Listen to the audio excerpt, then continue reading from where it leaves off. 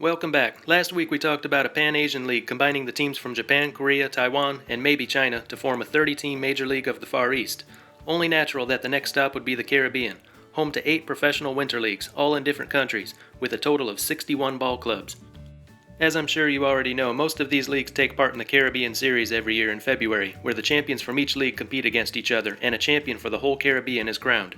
So they're already joined for a championship series, which is half the battle. The next step would be to play together during the regular season. Some would be against this because of tradition. The Caribbean Series goes back to 1949, and it's always been played by champions of separate leagues, competing for national pride. Part of the allure of the Caribbean Series is that the 5 or 6 participating teams haven't seen each other at all. No common opponents either, so you don't know what to expect. This is similar to how the World Series and Japan Series used to be before interleague play was adopted by both MLB and NPB over 20 years ago, and there was a lot of opposition to it then. Fast forward to today and fans in both leagues seem fine with it. The same thing could happen in the Caribbean, but it's important to remember that we're talking about different countries, not different cities.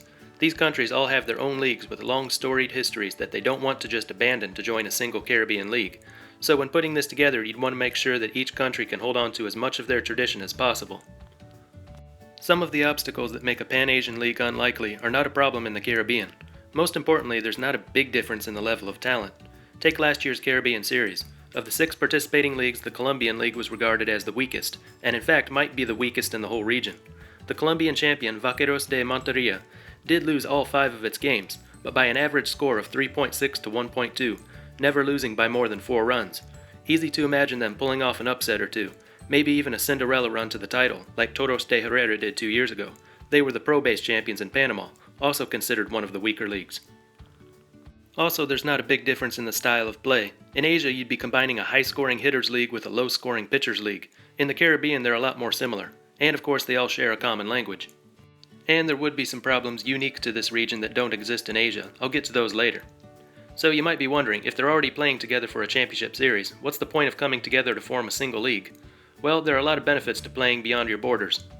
One is that your competition becomes more diverse. In any given year, the Dominican League might have the best hitters, Mexico has the best pitchers, Puerto Rico has the best base stealers, etc.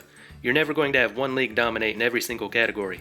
A lot of the Winter League players are young guys who spend their summers in the MLB system or another summer league. They spend their winters in the Caribbean hoping to sharpen their skills so they can climb the ladder in the summer. Being limited to one league in one country means that young hitters don't get to face all the best pitchers, and vice versa. More diversity in competition means better development of young athletes. Another benefit would be that a single Caribbean league would be easier to promote outside of the region. A lot of baseball fans in the US and Asia are interested in the Caribbean Winter Leagues, but it's hard to know which league to follow, especially when the talent levels are nearly equal. Put them all together and fans don't have to make that difficult choice. This could help to promote baseball on the South American continent too. Right now they see the Caribbean leagues as a bunch of national baseball leagues in baseball-crazy countries. To become a part of the Caribbean Series, they would have to make baseball a top priority, develop their players until their league is on par with the Caribbean leagues, and wait for their invitation. That could take generations to accomplish. But a Caribbean Major League is something they could more realistically strive to be a part of. I've mentioned before that South America could start its own B-League Caribbean Series, and as they get stronger, they could start a system of promotion and relegation to the top league. Or a South American League could serve as the farm system for the Caribbean League. Yet another option is to make the South American League a summer league. Caribbean players who are not members of the MLB system or any other summer league can spend their summers down south where they play with and against local South American players, helping them to develop their talents. So a lot of possibilities for the growth of the sport in South America. If they wanted to do any of these things under present conditions, they would need to make arrangements with individual leagues, one at a time. Bring all the leagues together and it becomes a lot easier. Alright, now let's talk about how the league would be organized. Here's my idea. Split them into 2 leagues. The Continental League would consist of the 10 teams from the Mexican League, 8 from Venezuela, 6 from Colombia, and 4 each from Nicaragua and Panama, for a total of 32. The Island League would consist of the 16 teams from Cuba, 7 from Puerto Rico, and 6 from Dominican Republic, for a total of 29. The 2 leagues would not face each other because you'd want the Caribbean Series to remain as that special place where at least half of the games are between teams that have never seen each other. Each country would be its own division, so they could still crown a national champion. Each team would regularly face teams from other countries in their league, so to top the standings you not only have to win against your own country, but against other countries as well. Sometimes the domestic champion is not the best one for facing foreign competition. Each national champion moves on. From there are 2 ways we could do it. One way is to have all 8 teams advance to the Caribbean Series played at a single location, as they do now. Another way is to have each league hold their own playoffs. The Continental League would have 5 teams so they could do it like the Major League postseason. The Island League would have 3 teams so they could do it like NPB's postseason. The winners would meet in the Caribbean Series, which would now involve only 2 teams. Which one is better? That depends on how much tradition the fans are willing to part with and how much they want to hold on to. Always listen to the fans before making a decision like this. So it all sounds good, right? Well, I said there would be a couple problems, and I wasn't lying. One issue is the cost of traveling between countries. This was something I did not bring up last week when talking about a Pan-Asian League. Those are very rich countries where the leagues bring in a ton of revenue. Travel expenses are the least of their worries. In the Caribbean, however, you're dealing with some pretty poor countries, and the leagues don't bring in anything close to the profits seen in Asia. In some of the leagues, teams folding for financial reasons and canceled seasons have occurred in the not-so-distant past. The cost of traveling to other countries to play ball would be a heavy burden for some. Mexico is the largest and richest of all these countries. If they would be willing to provide some support for the smaller countries to maintain stability in the league, that would really help. Major League Baseball would also probably be willing to lend some support.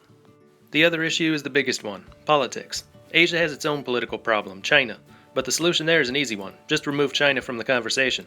They would be the weakest link in a Pan-Asian League anyway, so it really wouldn't be a problem.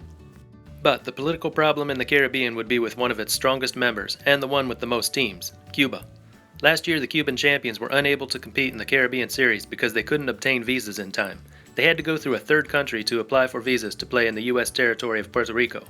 In a Caribbean league, 16 teams from Cuba would be making annual trips to Puerto Rico and Dominican Republic. The visa system would need to be revised before they could even think of getting this league started.